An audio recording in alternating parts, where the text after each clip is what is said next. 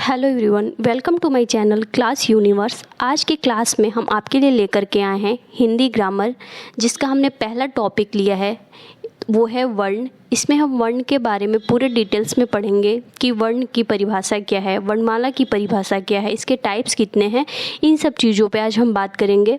और ये जो टॉपिक है ना, वो आपके एग्ज़ाम्स के लिए काफ़ी यूज़फुल्स होते हैं, क्योंकि काफ़ी क्वेश्चंस यहाँ से देखने को एग्ज़ाम में मिल जाते हैं।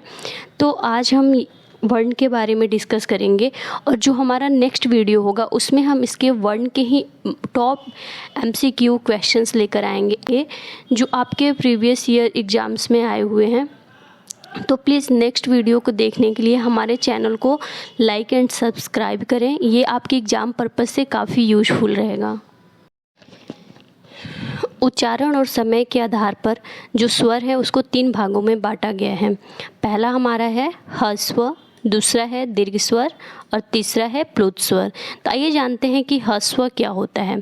जो ह्रस्व स्वर होता है कि जिन शब्दों के उच्चारण में हमें कम समय लगते हैं या जिन शब्दों को बोलने में हमें कम समय लगते हैं तो उसे हम ह्रस्व कहते हैं। जैसे कि अ, ई, ऊ। अगर हम अ, ई, ऊ का उच्चारण करते हैं तो हमें कम समय लगता है। नेक्स्ट है हमारा दीर्घ स्वर। जिन स्वरों के उच्चारण में हमें ह्रस्व स्वर से अधिक समय लगता है तो इसे हम दीर्घ स्वर कहते हैं।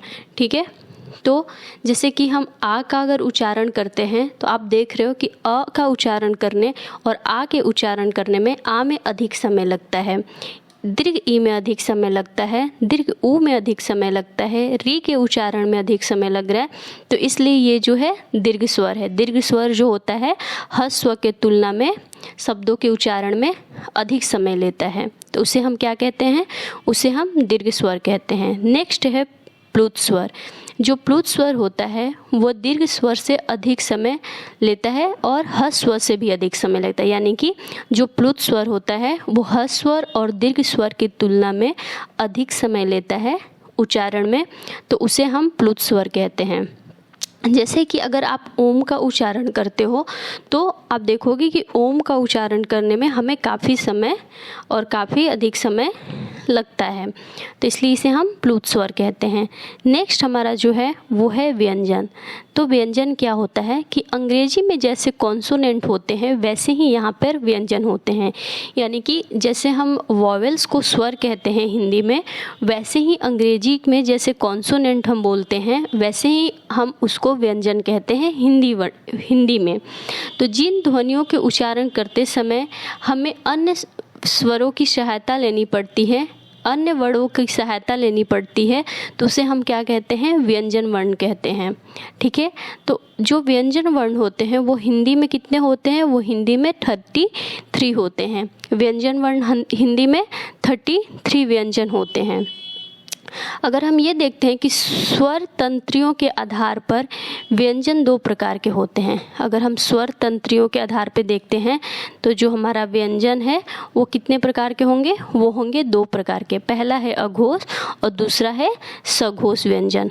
अब नेक्स्ट हमारा है कि प्राणत्व के आधार पर जो व्यंजन होते हैं वो भी कितने प्रकार के होते हैं, वो भी 2 प्रकार के होते हैं। पहला होता है अल्पप्राण और दूसरा होता है महाप्राण। तो अल्पप्राण क्या होता है कि जिन ध्वनियों के उच्चारण में प्राण अर्थात वायु में कम शक्ति से बाहर निकलती है उसे हम अल्पप्राण कहते हैं। यानी कि अल्पप्राण जो होता है, जब भी हम इसका उच्चारण करते हैं किसी शब्द का, तो उसमें जो वायु है वो कम शक्ति से बाहर निकलती है, उसे हम अल्पप्राण कहते हैं।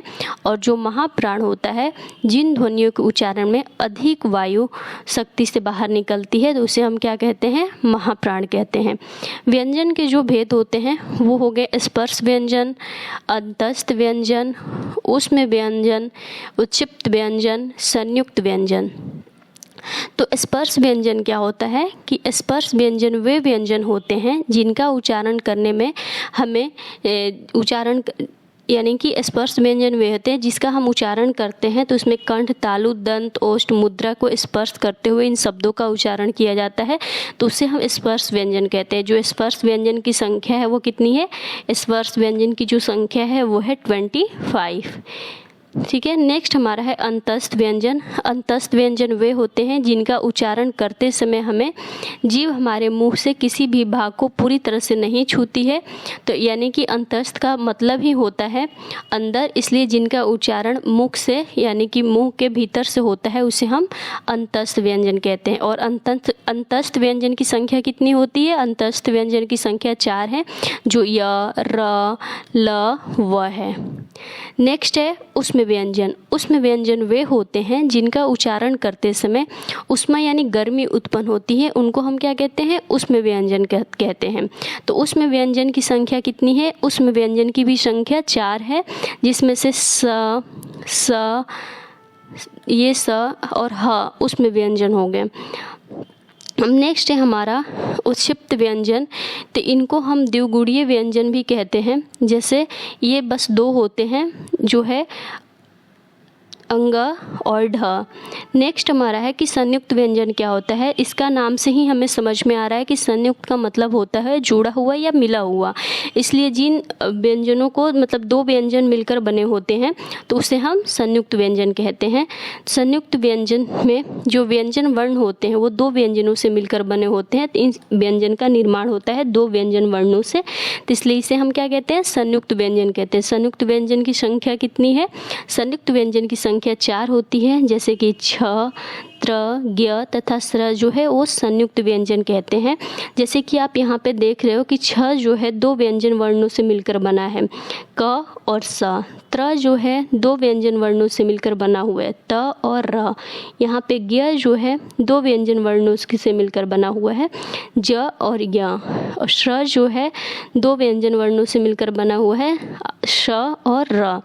तो ये जो हमारा टॉपिक है आज कंप्लीट हो गया। अगर आपको भी हमारा वीडियो पसंद आया तो प्लीज़ लाइक एंड सब्सक्राइब करना ना भूलें। और जो इसका और भी क्वेश्चंस हम आगे कराएंगे उसको देखने के लिए हमारे यूट्यूब चैनल को सब्सक्राइब करें। Thank you.